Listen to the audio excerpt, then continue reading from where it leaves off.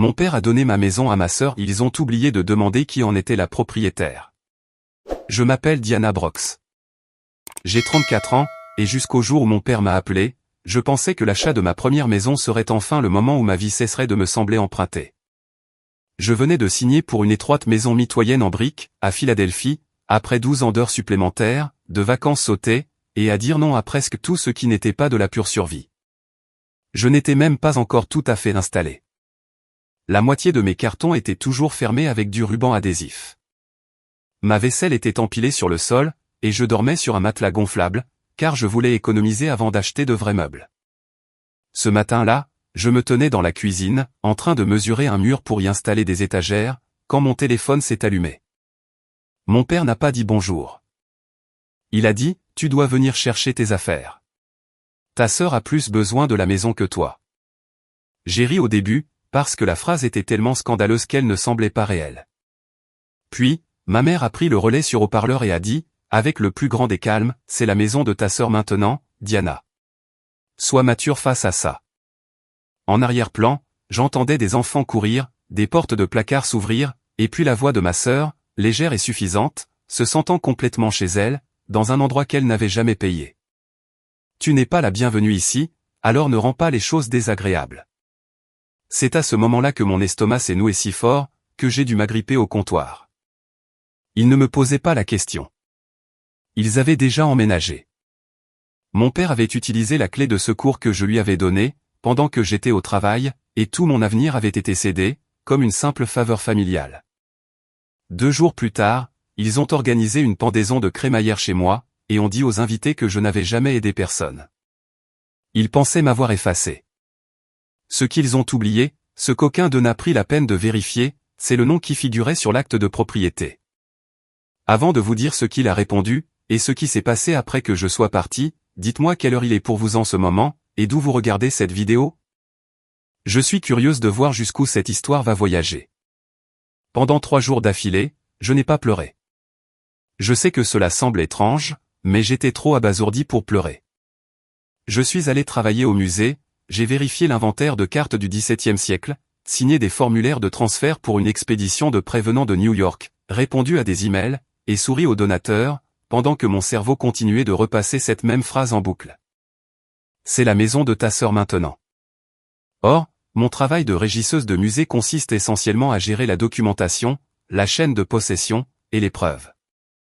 Je trace ce qui appartient à qui, d'où ça vient, où ça va, et ce qui se passe si quelqu'un touche à quelque chose qu'il n'avait pas le droit de toucher.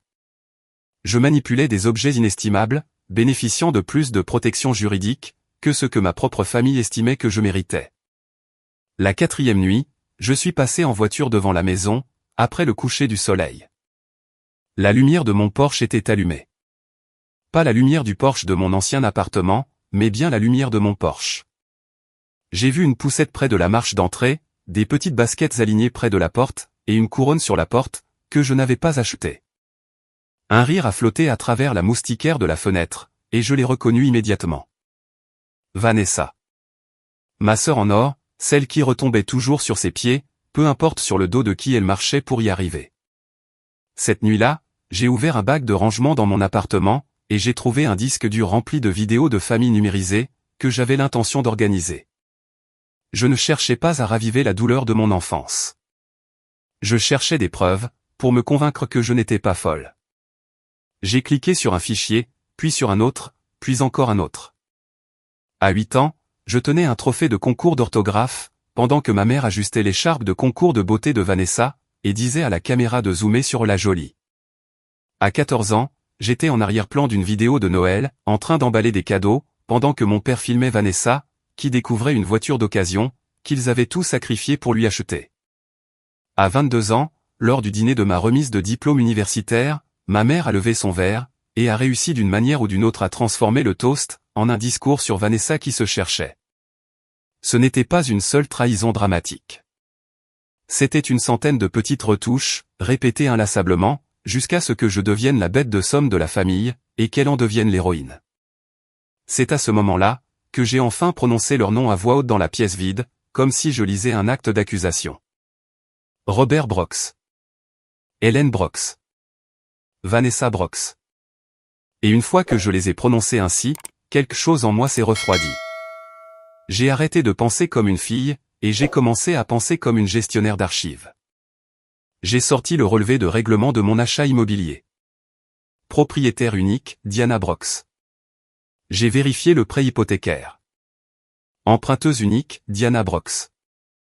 Assurance habitation, service public, titre de propriété, registre des impôts, tout était à moi. Ensuite, j'ai vérifié l'application de la caméra de sonnette, que j'avais installée mais à peine utilisée. Les images étaient toujours là. Mon père en train de déverrouiller la porte. Ma mère portant des housses de vêtements. Vanessa donnant des ordres aux déménageurs, tout en tenant un café latte. Son mari, Grant, apportant des photos encadrées. L'un de mes cartons, posé sur le trottoir comme un vulgaire déchet. Ils n'avaient pas seulement franchi une limite. Ils avaient documenté leur propre intrusion pour moi, et ce en haute définition. La gifle suivante est venue des réseaux sociaux. Vanessa avait publié une photo de famille souriante dans mon salon, avec la légende « Enfin dans notre maison pour toujours », reconnaissante pour les gens qui sont vraiment là pour nous. Ma mère avait commenté avec des émojis cœur. Mon père avait écrit « Fier de toi, ma grande ». Des dizaines d'inconnus les félicitaient. Une femme a écrit « Tellement heureuse que ta famille t'ait aidé à te remettre sur pied ». Une autre a commenté « J'adore voir les bonnes personnes être récompensées ». J'ai fixé cet écran si longtemps, que mes yeux ont commencé à larmoyer. Pas parce que ça faisait mal, mais parce que j'avais compris la stratégie. Ils ne se contentaient pas de me prendre ma maison. Ils étaient en train de m'effacer publiquement, avant même que je puisse parler. Puis, l'invitation est arrivée. Pas pour moi, bien sûr. Une collègue de ma mère avait partagé la publication de crémaillère de Vanessa, et c'était là. Venez célébrer notre nouveau départ ce samedi. Leur nouveau départ, dans ma maison. C'est le moment exact où le brouillard s'est dissipé. Le lendemain matin, j'ai appelé un avocat spécialisé en droit immobilier, nommé Caleb Mercé, et avant même que j'ai fini de m'expliquer, il m'a dit, ne les prévenez pas tout de suite. Rassemblez chaque document, sauvegardez chaque publication, téléchargez chaque vidéo, laissez-les continuer à parler. C'est donc ce que j'ai fait.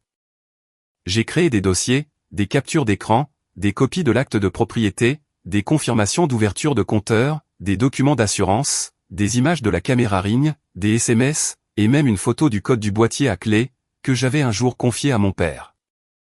Il pensait que j'étais redevenu la fille invisible. Mais l'invisibilité peut être utile, quand les personnes qui vous sous-estiment sont trop arrogantes pour cacher les preuves. À la fin de cette semaine-là, j'avais un dossier juridique assez épais pour m'en faire mal aux mains. À la fin de la semaine suivante, j'étais prête à entrer dans ma propre maison, et à les laisser jouer leurs mensonges, une toute dernière fois. La pendaison de crémaillère avait lieu un samedi, à 16h. Je suis arrivé à 16h20, car le timing est important, quand les gens sont occupés à s'admirer eux-mêmes. Des voitures bordaient les deux côtés de la rue. J'ai reconnu des voisins que je n'avais pas encore rencontrés, des amis de l'église de ma mère, deux des copains de golf de mon père, et au moins une douzaine d'inconnus, tenant des assiettes en carton et des gobelets en plastique rouge, dans une maison où je n'avais pas encore pu vivre. À travers la fenêtre d'entrée ouverte, je pouvais entendre Vanessa dire à quelqu'un que l'endroit avait eu besoin d'une touche féminine. Ce qui était audacieux, compte tenu du fait qu'elle y était depuis moins de 2 semaines, et qu'elle avait déjà repeint les boiseries du couloir, que j'avais passé un mois à restaurer. Je suis resté sur le trottoir pendant peut-être 10 secondes, juste à respirer. Pas parce que j'avais peur, mais parce que la colère, si on ne la canalise pas correctement, nous fait faire des erreurs. Et je n'étais pas venu là pour faire des erreurs. J'étais venu là pour être inoubliable. À l'intérieur, l'odeur m'a frappé en premier. De la viande grillée, des bougies artificielles à la vanille, et un vaporisateur d'ambiance florale entêtant, que Vanessa utilisait toujours quand elle voulait que les choses fassent chic. Ma mère m'a vu en premier, et a failli faire tomber son verre. Mon père s'est raidi. Vanessa s'est retournée lentement, une main toujours posée sur le bord en granit de l'îlot de ma cuisine, et a souri, comme si j'étais une nuisance à laquelle elle s'attendait tôt ou tard. Eh bien, a-t-elle dit assez fort pour que la pièce l'entende. Regardez qui a décidé de passer faire un tour, après tout. Les conversations ont trébuché, puis se sont tues. Je pouvais sentir que les gens écoutaient, sans regarder. Vanessa a continué. Vous savez, c'est drôle. Elle n'a jamais levé le petit doigt pendant que nous traversions une période difficile, mais là, soudainement, elle veut qu'on s'intéresse à elle. Quelques rires nerveux ont retenti.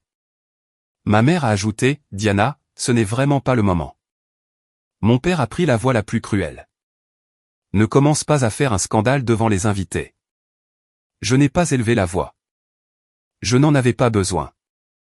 En fait, ai-je répondu, c'est exactement le bon moment. Ensuite, j'ai glissé la main dans mon sac, et j'ai posé 3 choses sur la table à manger, devant tout le monde. Une copie de l'acte de propriété, une capture d'écran imprimée de ma caméra de sonnette, montrant mon père entrant avec la clé de secours, et une mise en demeure du cabinet de Caleb, adressée aux 4 occupants. La pièce est devenue silencieuse, d'une manière que je ne peux décrire que comme chirurgicale. Vanessa a fixé les papiers, puis a ri trop vite. « C'est ridicule », a-t-elle dit. « Papa a dit que tu étais d'accord pour qu'on reste ici. » Mon père a explosé. « Nous sommes une famille. » Elle ne l'utilisait pas encore. C'est à ce moment-là que j'ai regardé tous ces invités, et que j'ai dit, assez clairement pour que le fond de la pièce puisse entendre, puisque tout le monde est ici pour faire la fête, permettez-moi de vous éviter d'être utilisé comme témoin d'un mensonge. Je suis la seule et unique propriétaire légale de ce bien. Personne dans cette maison n'a de bail, de permission, ou de droit de propriété quelconque. Ils sont entrés en utilisant une clé que j'avais donnée pour les urgences, et ont emménagé pendant que j'étais au travail. Ma mère a essayé d'attraper les papiers. Je les ai éloignés. Le sourire de Vanessa s'est fissuré. « Tu es sérieusement en train de faire ça maintenant ?» a-t-elle sifflé. Devant tout le monde. Je l'ai regardé droit dans les yeux.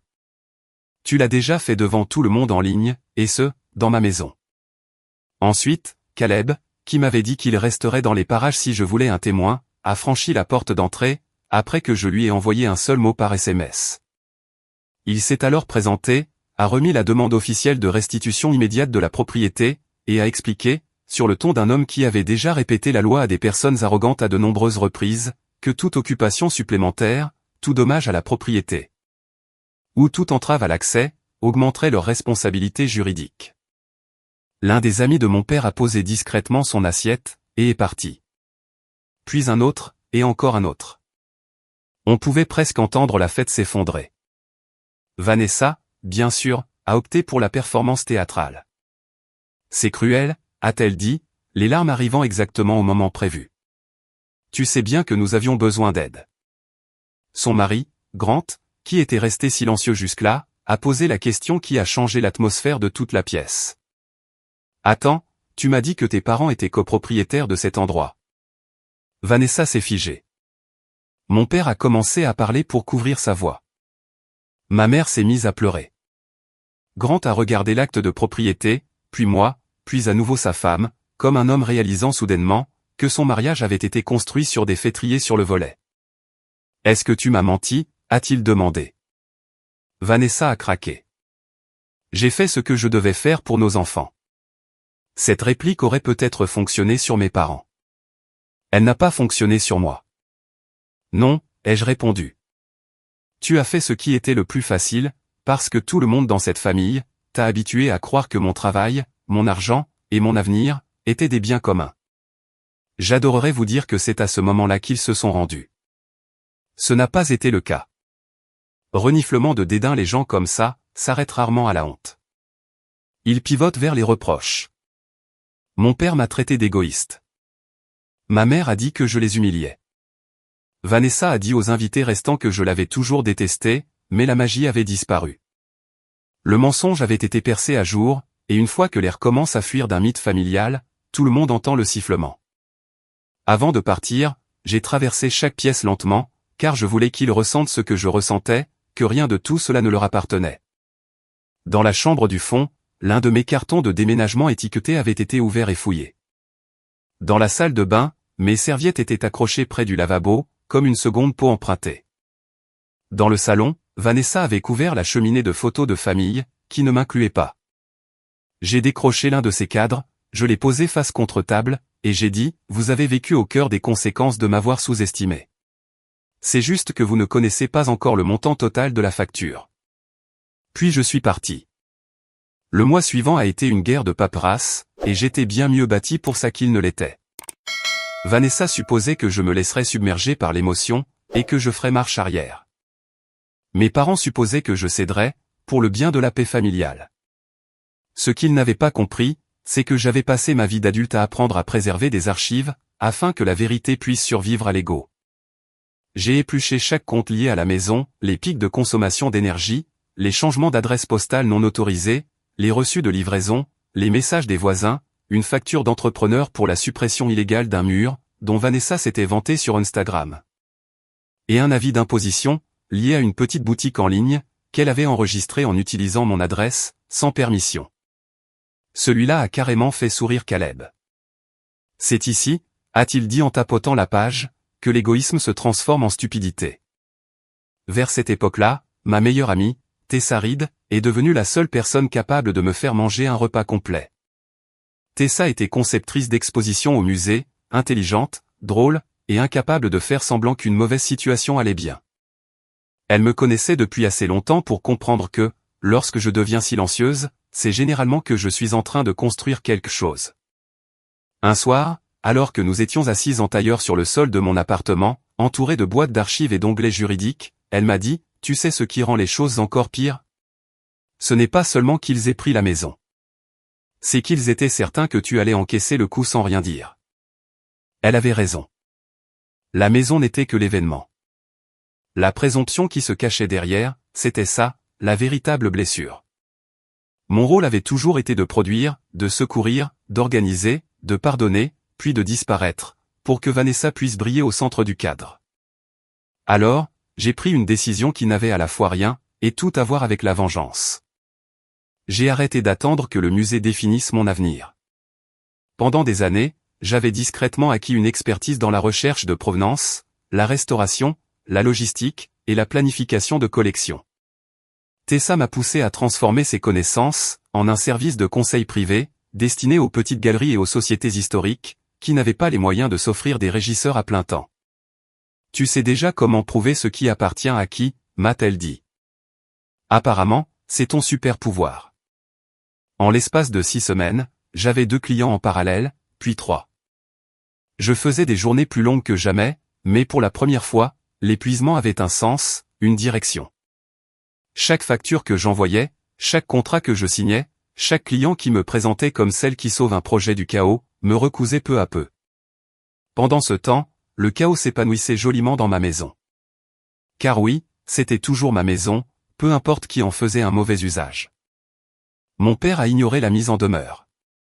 Vanessa a posté des citations passives-agressives, sur la trahison et les membres de famille toxiques. Ma mère a appelé 2 fois, a laissé des messages vocaux larmoyants, et d'une manière ou d'une autre, ne s'est jamais excusée. Grant, en revanche, avait changé. Il a appelé le bureau de Caleb pour demander des copies des documents du registre public. Cela m'en a dit long. Il vérifiait s'il avait été trompé, et il l'avait été. Puis, un voisin m'a envoyé un email, après avoir remarqué une benne à ordures devant chez moi. Vanessa avait commencé à rénover l'endroit, pour qu'il lui ressemble davantage. Nouvelle crédence, étagère retirée, briques repeintes. Une photo montrait des ouvriers en train de sortir les meubles encastrés d'origine du bureau, ceux-là même qui faisaient partie des raisons pour lesquelles j'avais acheté la maison, en premier lieu. Je me suis senti tellement en colère que mes mains en tremblaient. Puis j'ai fait quelque chose de différent. J'ai documenté les dégâts, j'ai établi des devis, et j'ai ajouté une autre catégorie à la plainte. La destruction est plus facile à punir, quand on la détaille point par point. L'action en justice a avancé plus vite, une fois que nous avons déposé plainte pour occupation illégale, dommage à la propriété, utilisation commerciale non autorisée de l'adresse, et remboursement des frais de portage. Caleb a également envoyé un avis de conservation, les avertissant de ne pas supprimer les publications sur les réseaux sociaux, les SMS, ou les registres financiers liés à la propriété. Cela a suffisamment effrayé mon père, pour qu'il m'appelle directement. Sa voix n'avait plus rien de son ancienne autorité. C'est allé trop loin, a-t-il dit. Tu es en train de faire croire à des inconnus que nous sommes des criminels. Je me souviens avoir répondu sans aucune animosité. Non, papa. C'est ton comportement qui fait ça. Moi, je ne fais que le rendre visible. Il a raccroché. 2 jours plus tard, Vanessa a commis l'erreur qui a transformé un dossier solide en un dossier dévastateur. Elle a vendu le miroir d'origine de mon vestibule, une antiquité dont j'avais hérité de ma grand-mère, via une plateforme de vente en ligne. L'acheteur, que Dieu le bénisse, s'est avéré être un professeur d'histoire locale, qui m'avait reconnu sur le site web du musée, et qui m'a envoyé un email pour me demander si j'étais en train de réduire la taille de mon logement. J'ai failli faire tomber mon téléphone, quand j'ai vu la photo. La réponse de Caleb a été immédiate. Plainte pour appropriation illicite, modification de la plainte initiale, et requête en urgence. Si vous n'avez jamais vu un récit familial s'effondrer sous le poids des documents, sachez que c'est moins dramatique que les gens ne l'imaginent.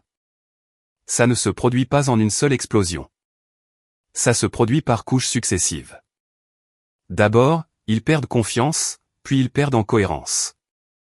Ensuite, ils commencent à se contredire mutuellement.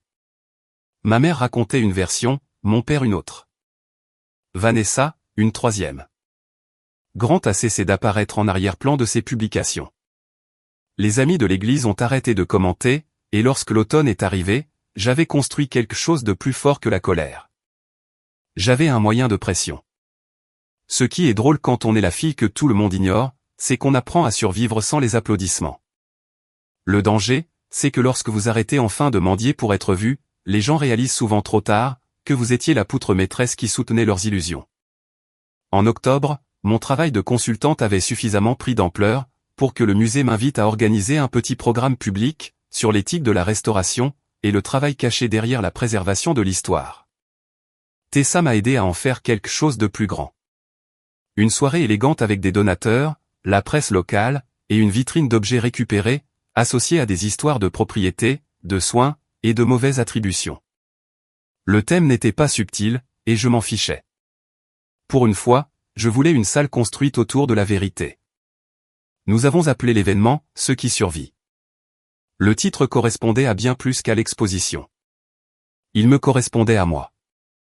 Le soir du vernissage, j'ai porté une robe bleu marine, j'ai attaché mes cheveux en arrière, et je me suis tenu sous les lumières de la galerie, me sentant plus solide que je ne l'avais été depuis des mois. La salle était pleine à 18h30. Des journalistes de 2 médias artistiques locaux étaient présents.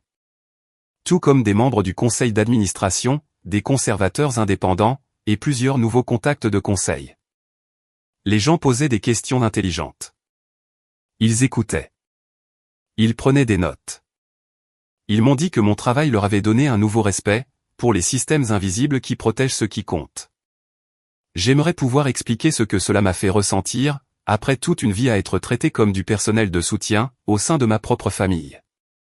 Puis Tessa, qui se trouvait près de l'entrée pour gérer le flux des invités, s'est soudainement figée.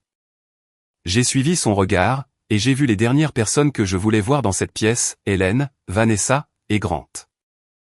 Grant avait l'air épuisé. Hélène avait l'air nerveuse. Vanessa, quant à elle, avait l'air de s'être habillée pour partir au combat. Elle a traversé le sol de la galerie, avec cette même confiance éclatante et fragile, qu'elle affichait lorsqu'elle s'apprêtait à faire quelque chose d'imprudent.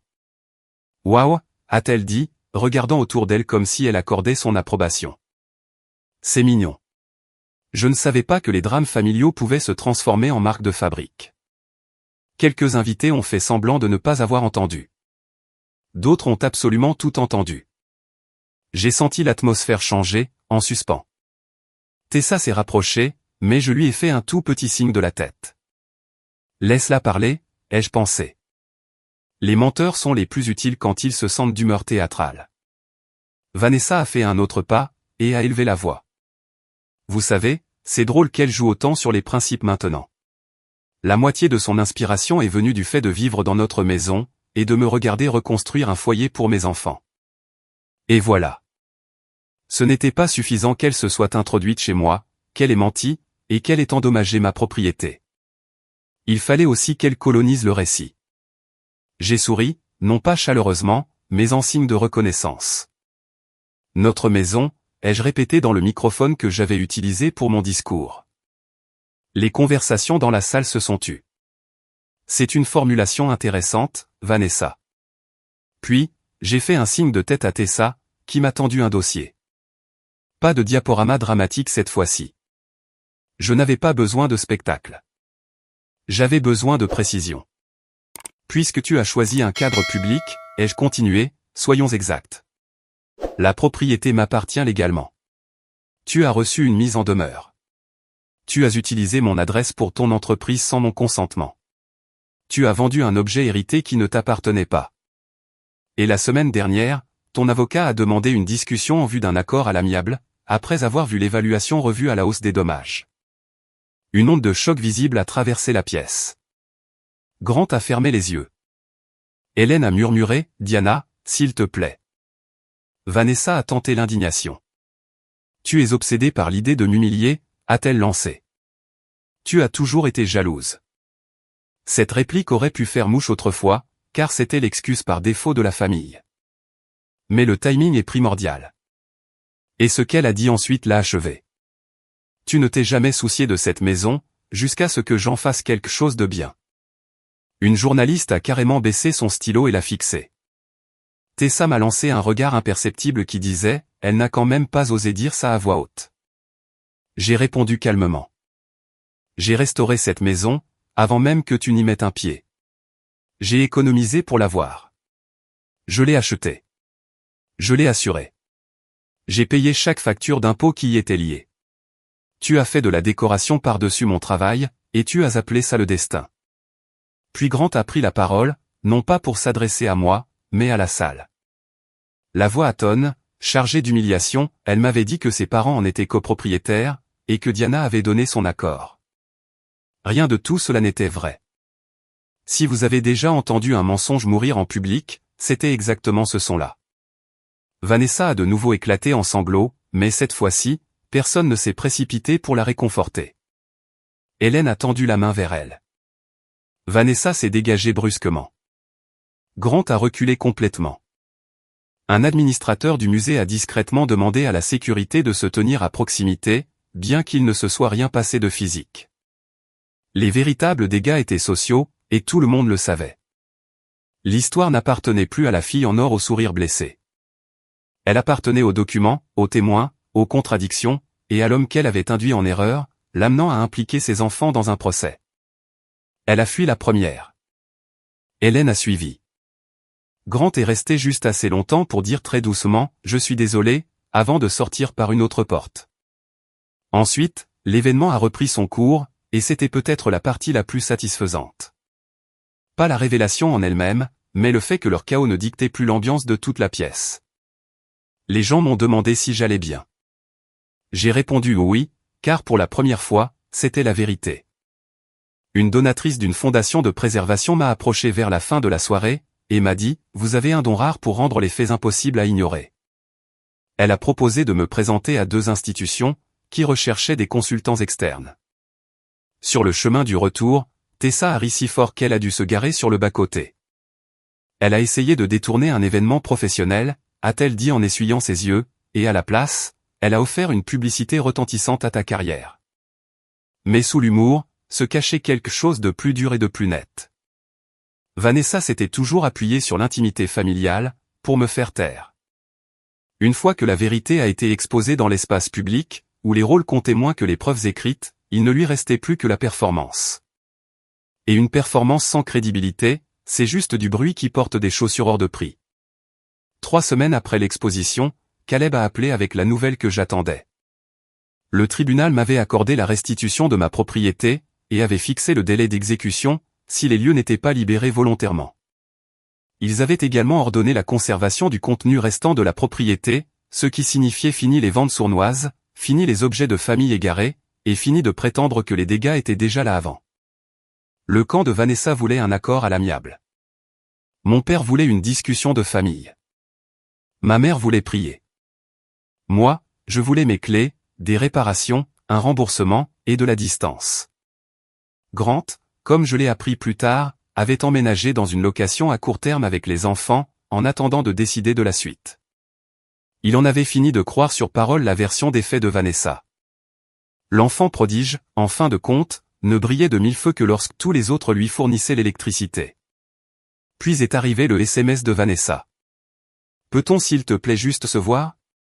Pas d'avocat, pas de drame, juste en famille. Je l'ai fixé pendant un long moment, non pas parce que j'étais tenté, mais parce que son audace me fascinait. Pas d'avocat, après une intrusion, une utilisation frauduleuse de mon adresse, la destruction de ma propriété, de la diffamation en ligne, et la vente du miroir de ma grand-mère. C'était comme demander à un chirurgien de ranger son scalpel, au beau milieu d'une intervention vitale, sous prétexte que l'incision lui semblait trop personnelle. Je n'ai pas répondu. 1 heure plus tard, mon père a appelé. « Ta mère est en train de s'effondrer », a-t-il dit. « Il faut que ça s'arrête. » J'ai répondu, « Ça s'arrêtera quand tu cesseras de traiter ma vie, comme une simple extension des désirs de Vanessa. » Il a expiré bruyamment. Puis, pour la première fois, la peur s'est glissée dans sa voix. « Tu ne te rends pas compte à quel point la situation s'aggrave. » J'ai failli rire. « Je m'en rends parfaitement compte, » ai-je dit. « C'est bien pour ça que ça marche enfin. » J'ai tout de même accepté une seule rencontre, mais à mes conditions, pas à leur église, pas à la maison, et pas dans un restaurant où ils pourraient faire semblant d'être normaux.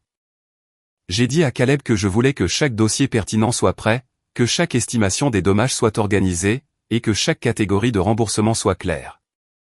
Puis, je les ai invités dans mon appartement. Ce même appartement exigu, qu'ils avaient autrefois méprisé, et que j'avais tranquillement transformé en poste de commandement. Tessa m'a aidé à préparer les lieux, avec une précision presque comique. Des classeurs juridiques sur la table à manger, des captures d'écran imprimées dans des dossiers étiquetés, des devis d'entrepreneurs, une copie de l'ordonnance d'expulsion, reniflement un tableur des frais de portage, de stockage, des réparations, et des valeurs de remplacement. Et oui, Caleb a attendu dans la chambre, jusqu'à ce que je lui envoie un SMS pour qu'il sorte. J'avais appris quelque chose d'essentiel à travers tout cela. La surprise n'est pas de la cruauté, lorsqu'elle est utilisée pour mettre fin à un vol en cours. La surprise, c'est de l'endiguement. Ils sont arrivés un dimanche après-midi gris. Robert en premier, paraissant 10 ans de plus. Hélène derrière lui, serrant des mouchoirs. Vanessa en dernier, portant des lunettes de soleil à l'intérieur, ce qui m'en a dit long sur son état actuel. Elle les a retirées, et j'ai failli ne pas la reconnaître. Non pas parce qu'elle avait l'air affreuse, mais parce qu'elle avait l'air ordinaire, dépouillée de cette aura familiale, et dépouillée de la certitude que quelqu'un d'autre absorberait le choc à sa place.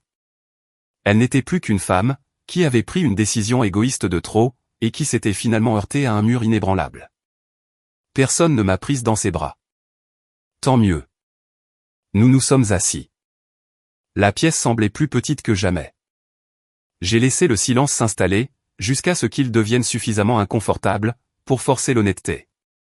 Mon père a commencé avec son discours habituel, malentendu, émotion, tension familiale. Personne ne voulait faire de mal. Je l'ai laissé parler, jusqu'à ce qu'il dise « Nous avons tous fait des erreurs ». Alors, j'ai poussé un classeur vers lui, et j'ai dit « Non, vous avez fait des choix ». Je les ai passés en revue un par un, pour eux. Entrée par effraction, occupation sans permission, dommages causés par des rénovations non approuvées, enregistrement d'entreprise en utilisant mon adresse, vente de ma propriété, fausse déclaration publique, frais de justice, retard de déménagement, risque d'assurance accru, frais de stockage. Devis d'entrepreneur, et valeur de remplacement. Chaque page était une sentence, dont il pensait qu'elle ne serait jamais écrite. Hélène s'est mise à pleurer à mi-parcours. Vanessa m'a interrompu 2 fois. Les 2 fois pour dire que j'exagérais, et les 2 fois, je lui ai tendu un nouveau document pour prouver mes dires. Il y a un type de silence bien spécifique qui s'installe, quand les gens réalisent que les émotions n'effaceront pas le papier. C'est presque sacré. Ensuite, j'ai fait entrer Caleb. Ma mère a littéralement halté. Vanessa a marmonné, incroyable. Caleb s'est assis, a ouvert son propre dossier, et a expliqué les options en termes clairs, libérer les lieux avant la date limite, remettre les clés, autoriser une inspection, payer les dommages convenus de façon échelonnée, et coopérer, ou alors, faire face à une exécution forcée. À des poursuites civiles élargies, et à un éventuel signalement de comportement spécifique pour un examen plus approfondi, selon ce que la procédure de communication des pièces révélerait. Mon père a pâli au mot « communication des pièces ». Tant mieux.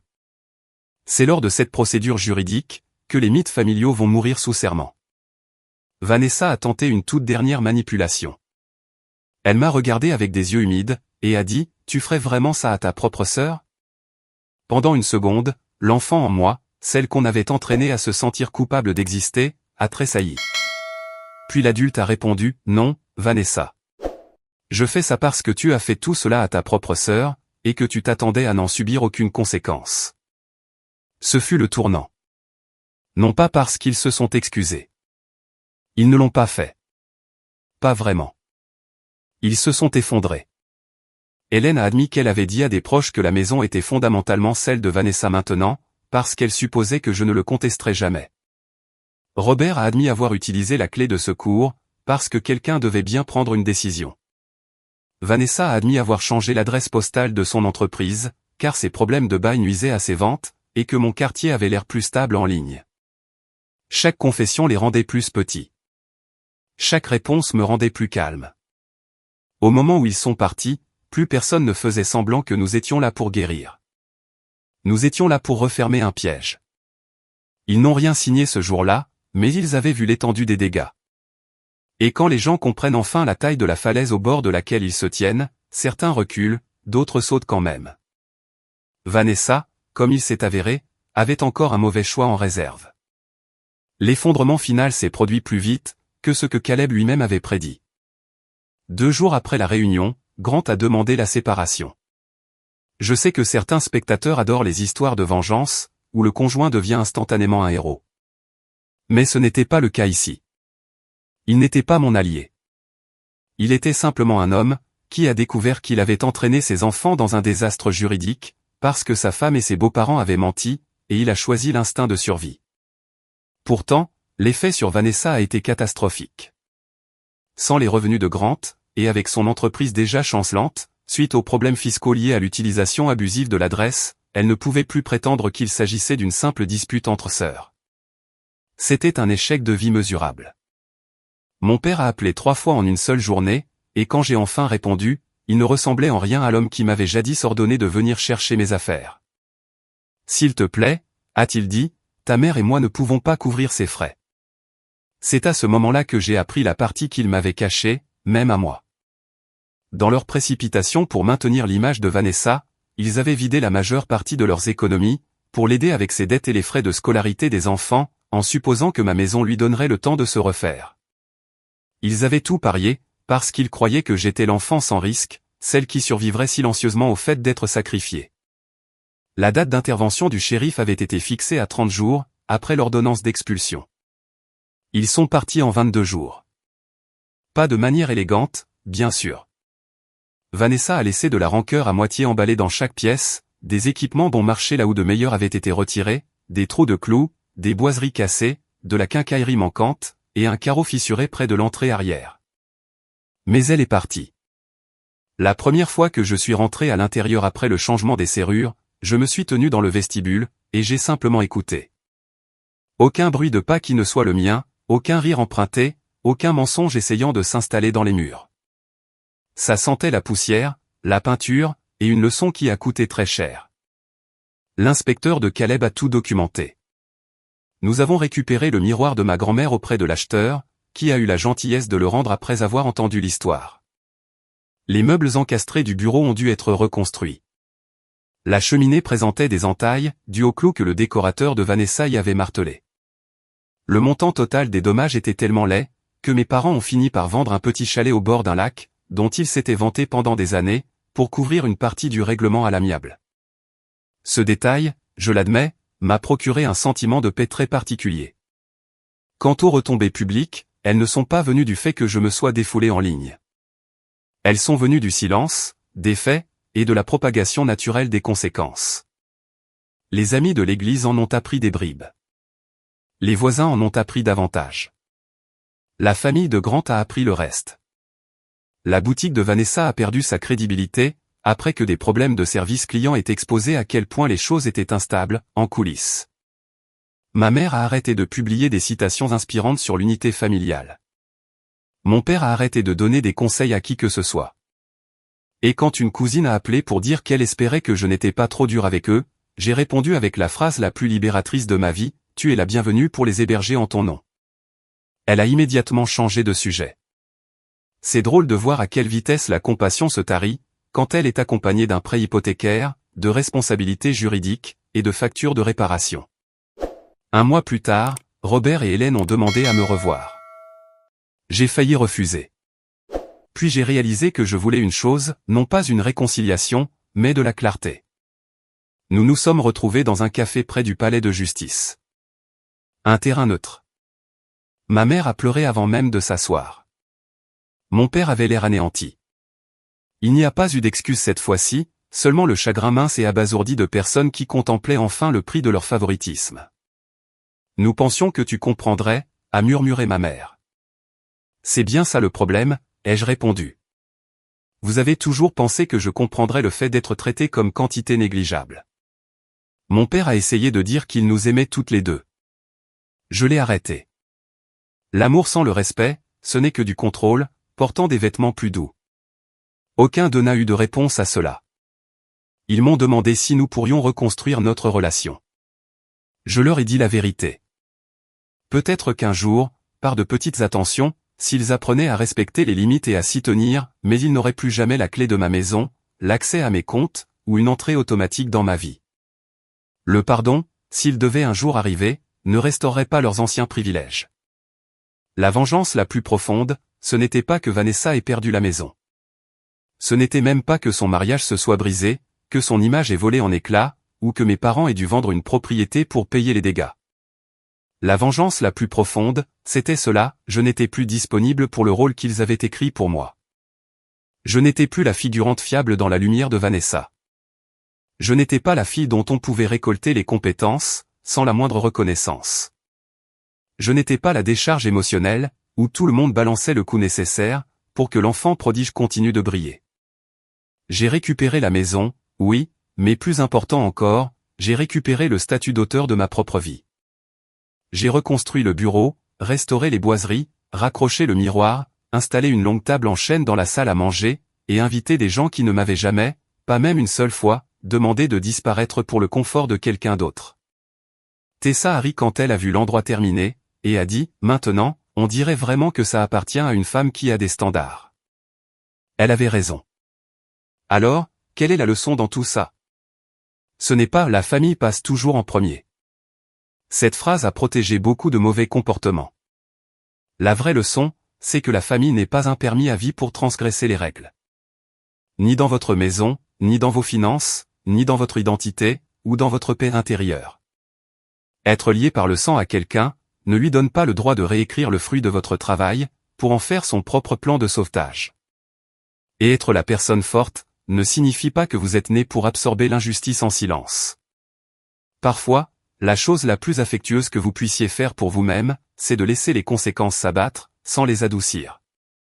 Parfois, la justice ressemble à une ordonnance du tribunal, à un serrurier, et à un silence que plus personne dans votre famille ne peut manipuler. Si vous êtes l'enfant à qui l'on a dit d'être mature, compréhensif, généreux, patient, et facile à vivre, pendant que quelqu'un d'autre était perpétuellement excusé, écoutez-moi bien. Vos limites ne sont pas de la cruauté. Vos archives reniflements ne sont pas de la mesquinerie. Votre refus d'être utilisé n'est pas de l'amertume. C'est du respect de soi-même. Et si vous avez déjà été mis de côté pour que le favori puisse continuer à gagner, dites-moi dans les commentaires, quel aurait été votre point de rupture, la clé, le mensonge, ou la fête qu'ils ont organisée dans une maison, qui n'a jamais été la leur. Merci de m'avoir écouté. Ce qui me frappe le plus dans cette histoire, c'est que la trahison la plus profonde n'a jamais été seulement une question de maison. Il s'agissait d'années de manque de respect, traitées comme la normalité.